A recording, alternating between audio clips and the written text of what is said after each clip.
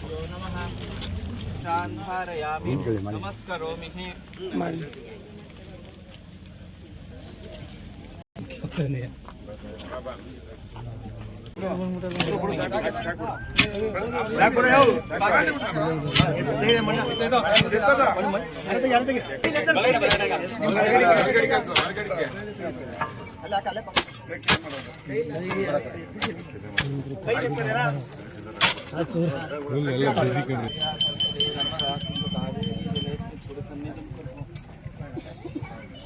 ओम वनस्पति और सौद्भूतः गन्धादियो गन्ध उत्तमः आग्रेसरो देवानां धूपोऽयं प्रतिगृह्यताम्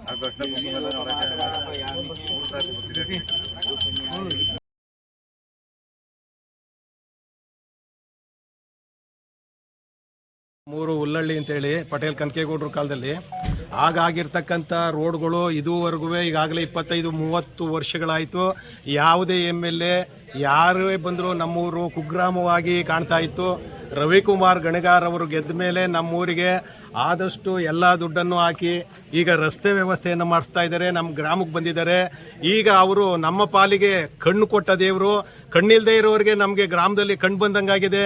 ದಯವಿಟ್ಟು ಅವರಿಗೆ ನಮ್ಮ ಗ್ರಾಮದ ಪರವಾಗಿ, ನಮ್ಮ ಜನತೆ ಪರವಾಗಿ, ನಮ್ಮ ಬಸರಾಳು ಹೋಬಳಿ ಪರವಾಗಿ ಈಗ ನಮ್ಮ ಬಸರಾಳಿಗೆ ಒಂದು ಕಾವೇರಿಯಿಂದ ನಾಲೆಯನ್ನು ಮಾಡಿಸೋದಕ್ಕೆ ಈಗಾಗಲೇ ಅವರು ಯೋಜನೆಯನ್ನು ತಯಾರು ಮಾಡಿದ್ದಾರೆ.